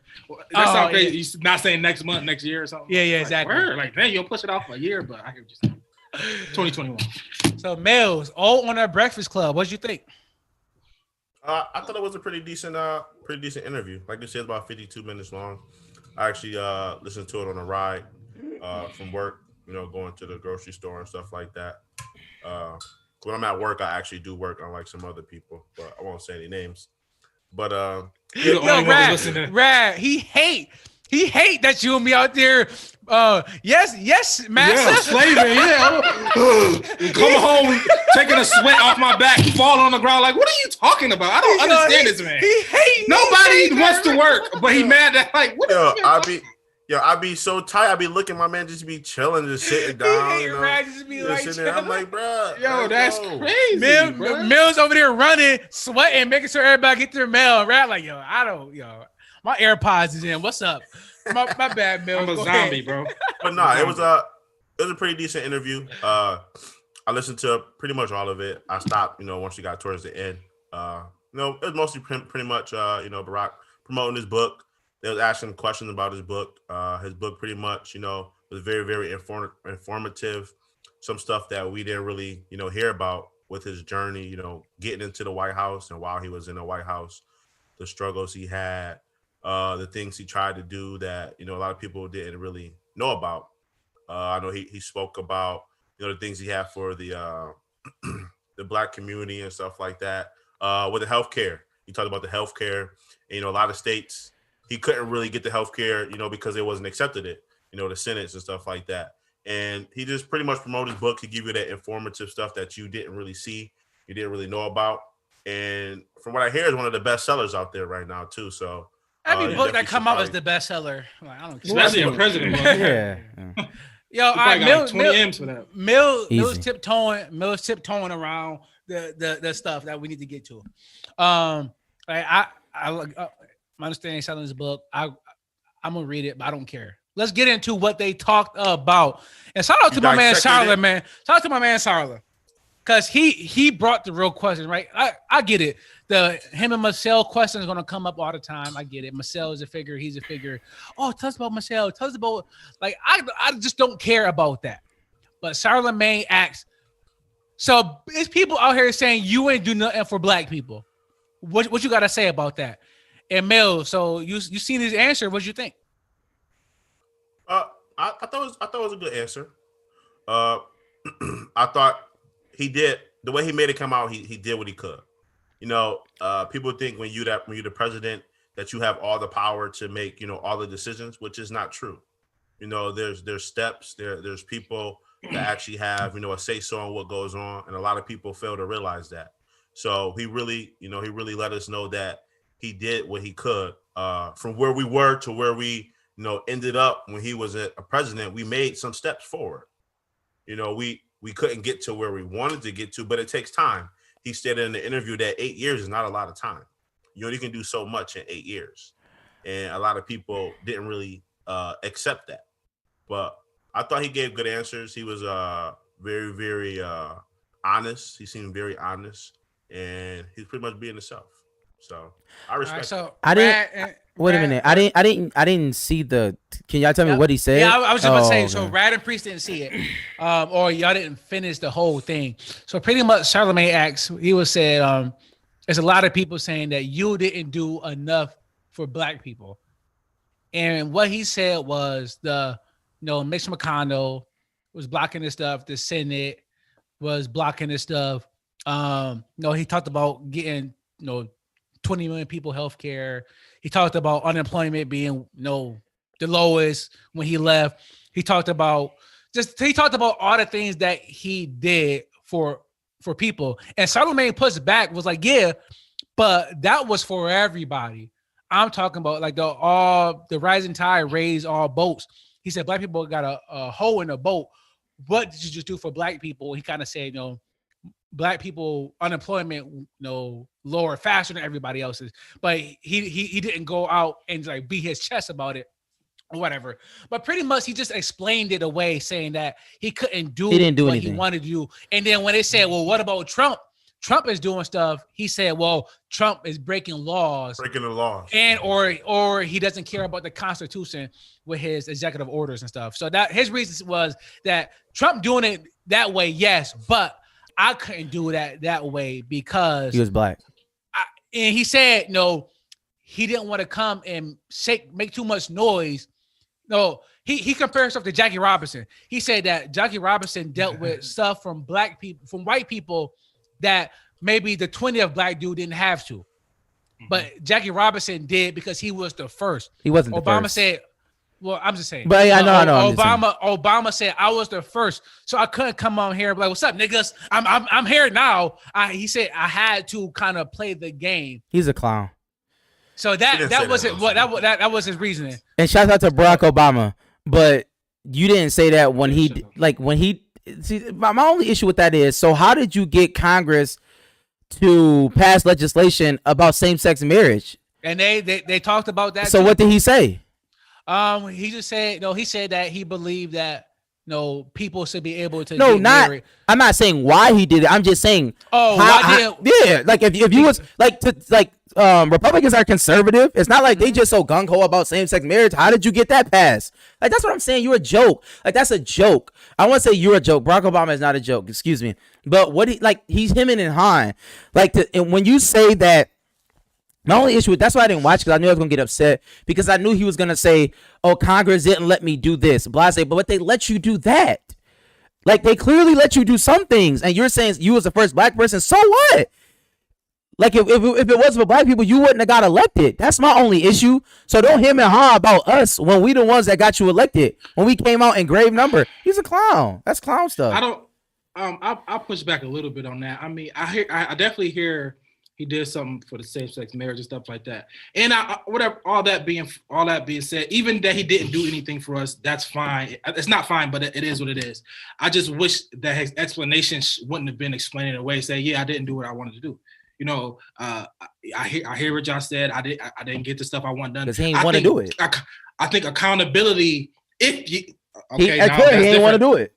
Well, that's different, Sam. If you're saying that's the case, that's the case. But if he really felt like he wanted to make a real change for the black community, he would have. And he did not, and he did not get it done. I think accountability. Not saying it's all on him because it's not, because it's it's levels of government and all that stuff. But he could have, if he took accountability, say, hey, I didn't get the stuff I wanted to do, but here's the stuff I did do, and hopefully Biden, my vice president, come finish this thing up. You know, I wish it was something like that. Not trying to explain the stuff you did do, but first saying like I didn't do everything I wanted to do. Stuff still happening. Like a lot of the Black Lives Matter stuff happened when he was in office. Like all that stuff, I know Trump is getting people mad at Trump, and people think police brutality started with Trump and all that. But Barack Obama was in office when all that stuff started happening. With Trayvon Martin, that was Barack Obama was in office. He could have passed an executive order. He could have passed an executive order for that. But he didn't. But I'm saying I'm saying he didn't. So what I'm saying is, but Trayvon was killed by just. I know. That was actually just a regular. Yeah, well, not regular, but you get what I'm saying. My only issue is, but Tamir Rice wasn't, and that happened under Obama. Here's my issue. My only issue is this: I would prefer Barack Obama to say, "This is what I wanted to do. Here go 3 things I wanted to do for the African American community." I was stopped by Congress because this, and this. Break it down. We're smart enough to understand. You don't have to just him and haw against us. Tell me what you wanted to do. He didn't even do that. And I don't know if he did it or not. I didn't watch it. Well, let me stop y'all because I don't know if he did all that. Well, he kind of said he just said what he did. He didn't say what he wanted to do. But one thing that was a reoccurring thing in his book was teaching and preaching. He kind of stole what you said a couple of shows ago when you said he was watching. You need everybody to learn how government works. He said we don't understand how government works. So when people do attack him, they don't understand, like filibuster. People don't even know what that means. But so he was saying like we need to. He's like every vote. Like he said every vote count. Like you talked about, like people say votes don't count. He said I hate when I hear that. So he talked about like the reason why he say Mitch McConnell. Because we have a seat up in a couple of seats up in Atlanta. He said, like, "Oh, listen, if y'all want this stuff up, a couple of meals, that's 2. Yeah, I mean, if you want this stuff done, then we have to get the Senate and Congress in the House." They did. That's why he was saying we blame McConnell because he want everybody to know we need to get them out of there. If I'm not mistaken, Mike, if I believe when Barack Obama became president, we had everything. Yeah, he had everything. They was blue. It was the House and Senate and the presidency, right? Yeah. When he first took office, it was. He did have it at one point. He lost it. So yeah, he lost it. I'm saying he had it. No, I'm saying they lost it because they didn't do anything, yo. Like I'm so he did have it. I'm saying did Charlemagne or somebody ask that question? Like, yo, y'all did have it. No, they didn't ask that. I'm sure. And then so I don't want to stay too long on this, but I want to go because like to me it did sound kind of like an apology tour. He was just saying what he wanted to do and it didn't get done, but hopefully biting and whatever. But it is one thing that I wanted to bring up. And that was I'm sure Mick could talk to this, was taking a soft approach with racism and white people, right? In his book, he talked about, this is why I want to read it, but it sounds like in his book from Charlemagne saying that he was saying like, we got to be gentle when we teaching and when we explain, we can't be too harsh. We got to, like him, like the reason why his language was such was that he's a politician and like he needs these white people. He need white people to get bills and stuff passed. And so they asked them a lot about the language that we use to white people. And he was just saying that, we should calm down our rhetoric about racist white people, kind of, right? Because he said like they don't understand, they don't know, and for you to get them on our side, we gotta explain to them pretty much what's what and explain to them why, almost nicely, so that they can understand and like, okay, I won't be racist anymore. That was something that I guess in this book he kind of talked about. I am a proponent of this. A soft answer turns away wrath, right? Like that is from the Bible, and Proverbs. So I subscribe wholeheartedly to that because I know that to be true. Like just being able to give a soft answer, it can calm a situation down. So I subscribe to that. But I will say this, and I know I'm not being insensitive. But I'm not trying to, but if we look at like Hollywood, for example, and with the Me Too era and things of that nature, like what if somebody came and said to women who've been, taking advantage of things like that, or maybe you should have a soft answer to or maybe you should be soft to your accusers or to your to the victims. Tell the victim they should be soft about what they're saying and stuff like that. What will be the backlash?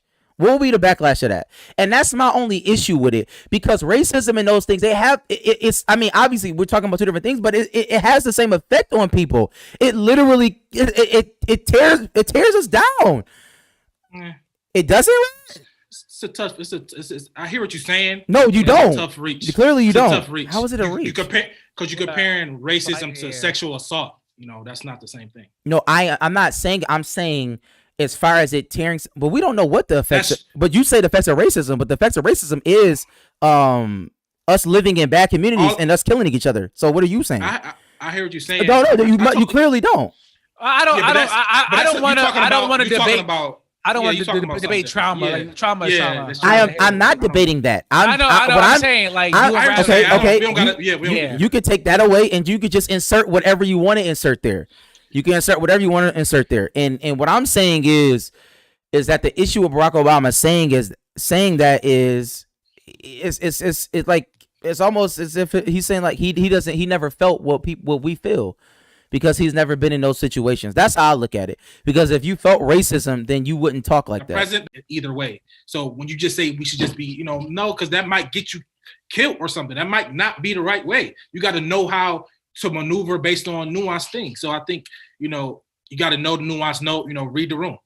I get it. At the end of the day, read the room. Was it speak quiet, carry a big stick, pause, or something like that? George Floyd, he tried it. So, but this is my issue with it, right? It's like this explain the racism away, right?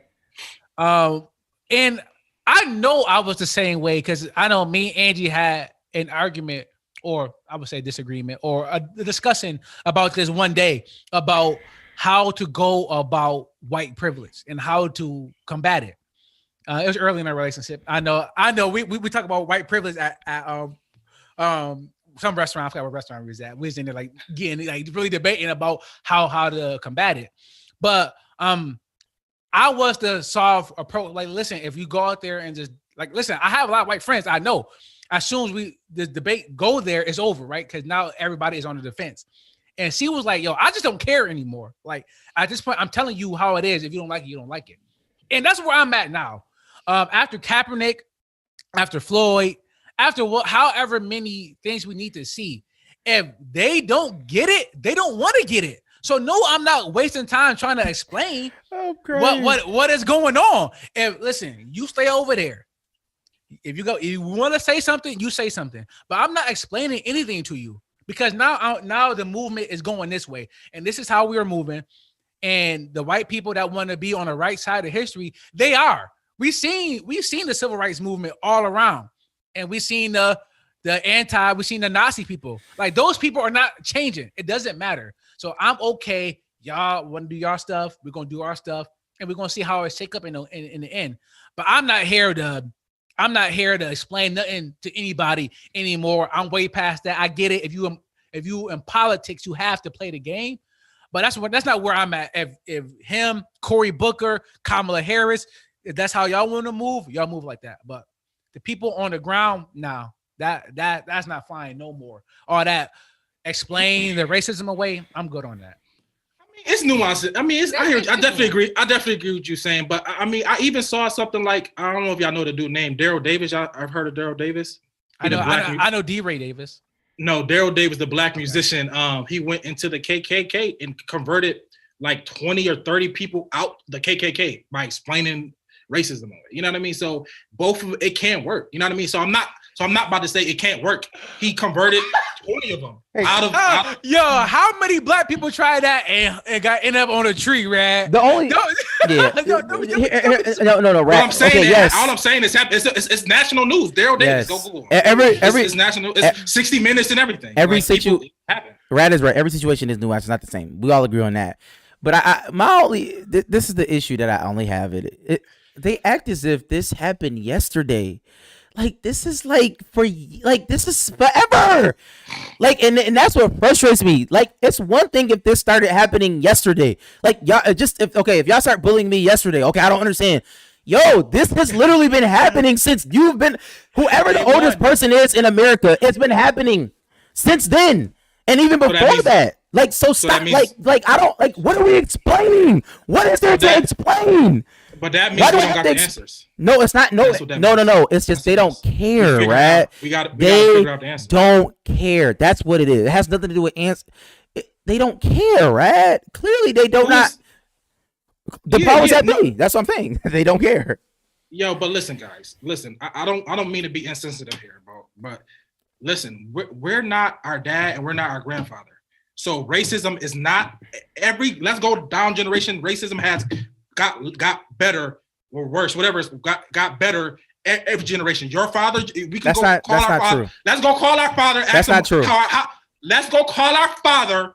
All of us go call our. I'm sorry. Respect to your, rest in peace to yours, Mills, or somebody, or our grandfather, and ask them how their life was compared to ours. I bet you 100-fold ours is way better compared to racism. Let's go ask their grandfather. It's way better. So that's a subjective thing, right? No, it's not. Yes, what are you talking about? Yes, it is. It's subjective. Sam, you got water hose, bro. You got dogs. My father never got water hose, so I don't know what you're talking about. But your grandfather did. Did your grandfather? His grandfather was a slave. My grandfather never got water hosed. Sam, I don't know what you're talking about. Sam's grandfather was the best space player around.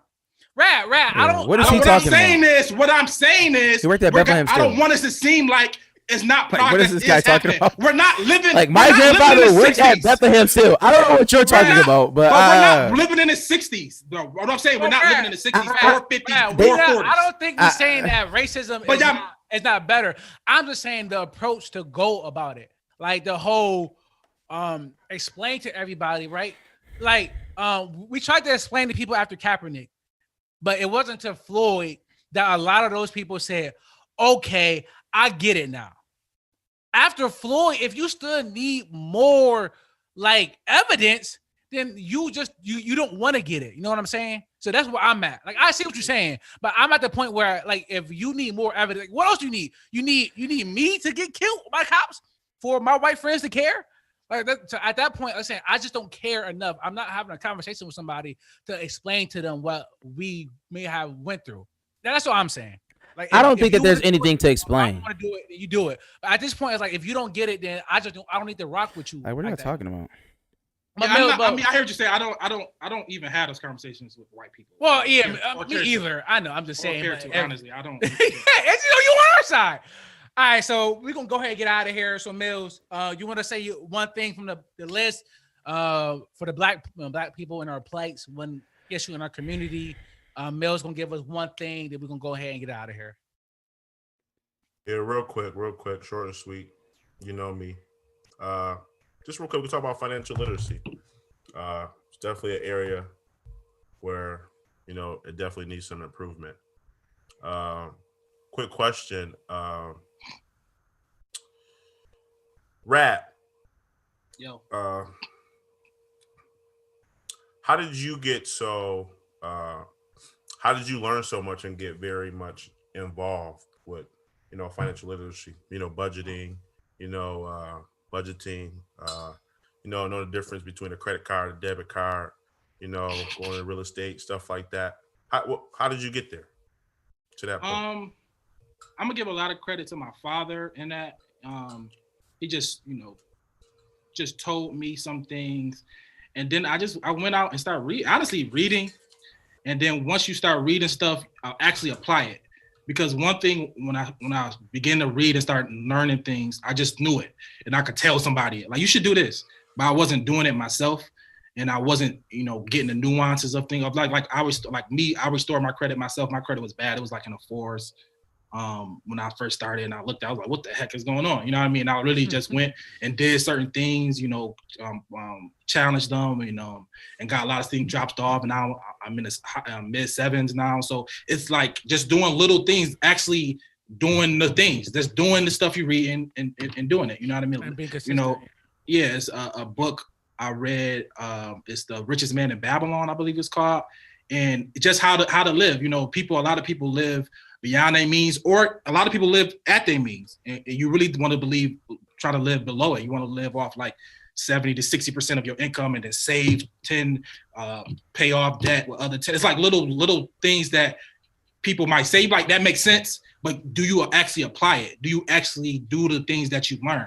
You know what I mean? So that's my biggest thing. Read up on financial literacy and literally start doing them immediately, like trying them out and see the results. You know what I mean? That's the best way I can explain it.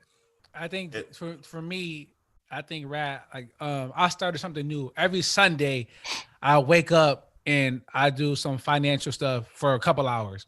I look at my accounts. I look at my 401k. Shout out to my 401k, man. Shout out to my 401k for sure. I don't know what happened, but it just turned around for the beginning of 2020. So my E-Trade, I look at what stocks I want to buy. So every Sunday I'm doing that. And I text a couple of our friends like, yo, what do y'all do for financial stuff? Like, are y'all doing any tracking? And I think that's just the first issue, that we just don't even track. That's a fact. Oh, that's a fact. That's a fact. We don't even track. That is so, a fact. Like, I think that's a fact. That's the first thing. You start tracking what you spend. I think that at least open your eye to know, okay, I need to do something. Yeah, wake you up. You just got to be conscious of it. The issue is you're not conscious. You just sleepwalking and you just living life. You're a machine living life. How you doing it? And then once you realize and like, oh, this how much money is going here, and like, even if you're still doing it, when you do it, like, man, I shouldn't be. You know what I mean? It just opens your eyes to like, man, I shouldn't be doing this. I'm wild. You know what I mean? But people, they get comfortable in life and find where they comfortable at, and they just maintain it. You know what I mean? People do get comfortable with living check to check. I don't want to say it, not comfortable, but it's like, all right, well, I know I got this amount of money until next week. It's like, security. Yeah. So like, people are okay with that. It's like, no, you need to like have every check. You should be able to put something up. If not, you doing something wrong. That's true. I do agree with that. Another book that people, I don't know what Mills' the topic is. He didn't say yet, but Dave Ramsey is a good book, especially for Christians. Financial literacy. Especially for Christians. Dave Ramsey, one of the things about debt is he has a program, not a program, but it's called Baby Steps. And that's how you you can eliminate debt, where you take one specific whatever debt you have, and then you just pay on that, and you double that, and then you can pay, or if you have multiple debts, then you just you keep that at a level. Yeah, you pay the base, but then you pay, and then you pay that off, and then the next one's baby steps. Take baby steps. At it. But I will say, it's. I don't want to do a disservice to our parents. I know Raz said his father did it. Like I think I said this before. No. You could talk. I was gonna hit on this too. My parents, like my father financially, in my eyes, I mean, he's fine. You know what I'm saying? Like he never lived paycheck to paycheck. Like, you know what I'm saying? He's set up himself, and he took care of me and my two brothers. So I mean, but I will say one thing, they like my credit issue was like I didn't have any credit at all. Like, because they always told me don't mess with credit cards. So I just never did it. I just got my first credit card this year. You know what I'm saying? So it's like I'm in the process of actually building my credit up and trying to get more accounts, because I just never had it. So I was like, but no credit is bad credit. Mm-hmm. And even now, once you some people say worse. It probably is worse because you have no history of anything or what you ever done. I never had my name on anything because I never had to. My parents just, you know what I'm saying? They ain't put Baby Sam when you was 2. They didn't put the light bill on your name. They've never done that. They didn't do anything like that. Like, I never had to deal with that. So it was like, So everybody's in a different situation. Everybody grows up in a different situation. But it is when you have to take ownership of your own financial stability. It is not easy. And I want to say this too. I do want to say this because listen, financial literacy is important. Build up as much wealth. Try to pass it on. That's how things work. I'm not against that. That's biblical. But I also want to say to people, like, don't lose sight of right now because tomorrow is not promised. Like, you can do all the building up. You can do everything. Rich man built up. I don't want to go just too preachy, but nonetheless, like, try to live in the moment as well. It's like have fun. Like you only got one life to live anyway. Like what you I'm gonna be honest. When you die, whatever money you did have, your family is gonna do whatever you want with it. Trust me. I don't care what you had. If you give it to your son, if you give it to your daughter, she's going to spend it on something stupid. I can almost guarantee that. They aren't building a library. Yeah, like, honor. It's going on some shoes. Yes. Yeah, but it's funny that you said that because when I was in Indiana for Naz's birthday, and I was on the fence about going to the A or not, and he was like not Naz, but my boss. He was like 30 something, young dude, maybe low 40s. He was like, you're not going to Atlanta? I was like, nah, it's like $250 round trip, hotel, probably gonna be a little bit more. He said, dude, like, I'm fully aware of how much you make, and I know how much overtime you get because you're always in here. He was like, you got the money? I was like, yeah, I know, but I'm trying to save. He said, dude, you 23 years old. He said, you in life? He said, bro, I'm 30. Like, I just turned whatever. Like, I'm now saving. Like, yes, now I need to start saving. But dude, 23, like, if you not taking trips, then you are doing something. Like, you need to take. No, trips. you are. That's a good thing you said though, Mike, because a lot of us struggle in that saving area. And the reason I brought up, I asked Rad that question first is because I knew specifically that Rad, his dad, him and his brothers and stuff, they have like a meeting. Secret meeting. They go over stuff like this. The naughty. And that was something I didn't have. Not the naughty. So I learned by trial and error. Mm-hmm. And you saying, your boss saying saving you young, I need to save. Like, an emergency fund is very, very important. Mills, you spent $40,000 on your wedding. Like, let's talk about that. You legitimately spent $40,000 on your wedding. Like, what are you talking about? Financial literacy. Yeah, like, look, you just splurged $40,000 on your wedding last year. Tell him you got it. Like, Tell him you got it. Like, stop. Like, you spent 40 racks. I didn't spend 40,000. You did 35. You know what I'm saying? 35. Yeah. But Yes, honestly, dear. But the venue was 27. Yeah, But easy. even the nuance, even understanding the nuance of saving. Intentional right? occasions. I know they charge $5. But even understanding the nuance of saving, because people just throw their money, some people just throw it under the top. Yeah, under the mattress. Some people just throw it in the bank, and the interest rate in banks is not. Yeah. It ain't nothing crazy. So you got to understand stocks, bonds, other things to make your Credit money unions. Money. You know what I mean? Let your money making money. Yeah. So you even just saving is a step. Saving is a step, but it's another step above that. So we got to get into it. We could do like 10 shows on financial literacy, right? For Because sure. it's home, it's like home owning, it's saving, is speaking of home, diversifying. cool, yeah, it's stocks, bonds. Real quick. Bro, home. I didn't know. It was a crazy fact that I read. Y'all probably know this though, but I didn't know this. But like, research shows that when there's more than 10% of Black people in a specific community, that the property value declined tremendously.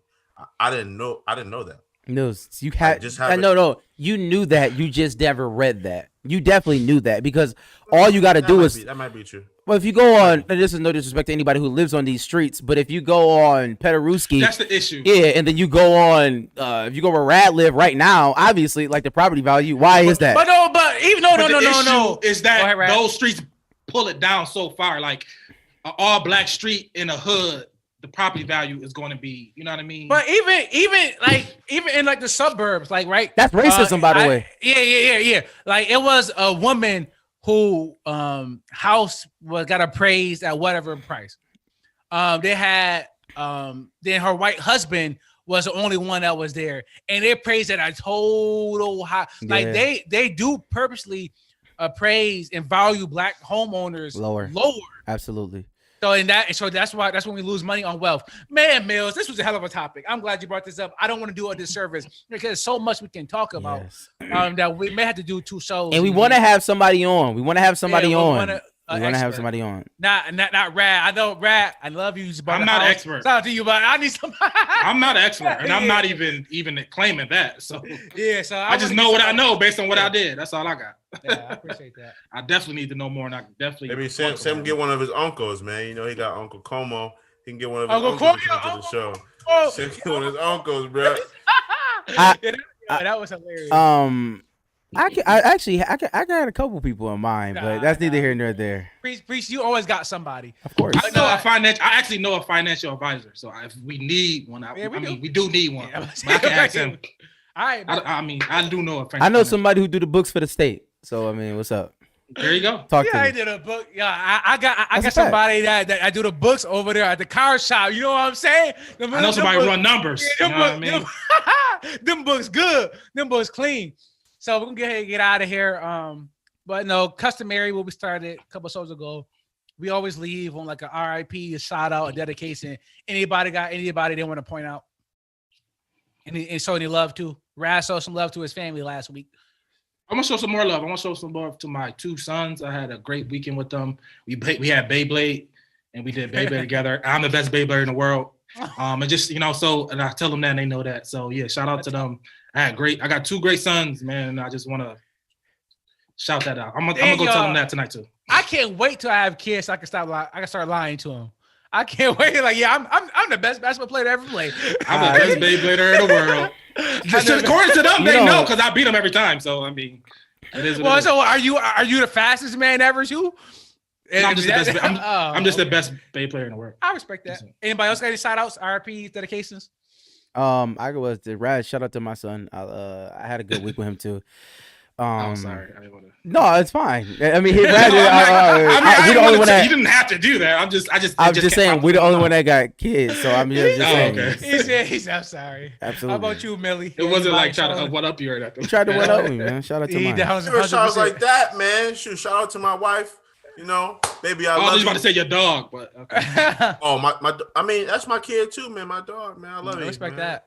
Dog, that's the closest thing I got to a child. You know, actually, to be honest with you, you know, these little pets like dogs and stuff, they do sort of get you prepared to have a child. Mike, can you please go? Mike, why don't it? Where your dog at right now? I picked my dog up. My wife is taking my dog outside to use the bathroom. This dog stuff is ridiculous. Exactly. Where do it stay? 90% of the time?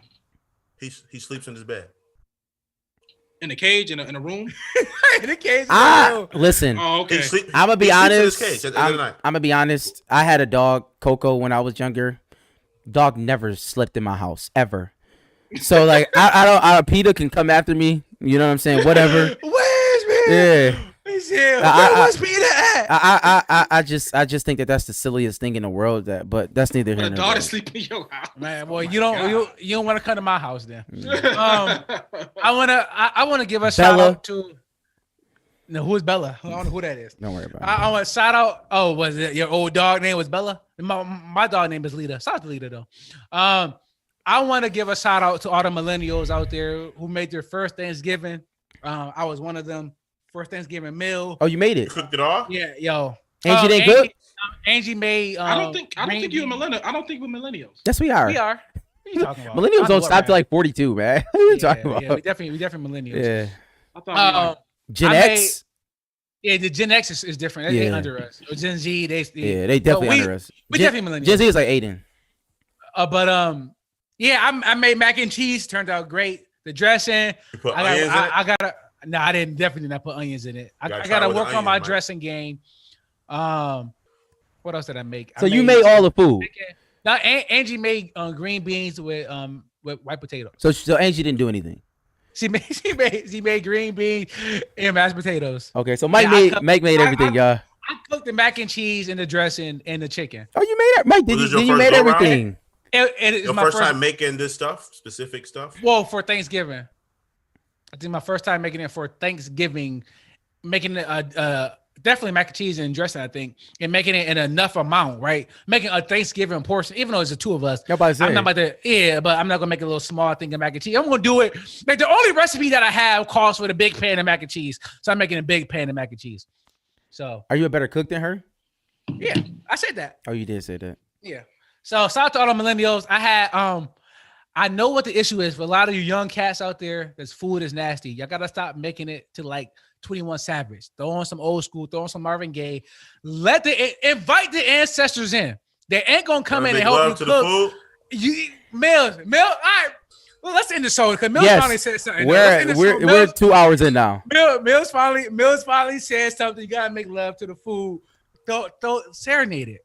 You gotta serenade the cheese. But let's go ahead. I'm getting a little too sexual, so we're gonna go ahead and get out of here. I love y'all boys. Great pod.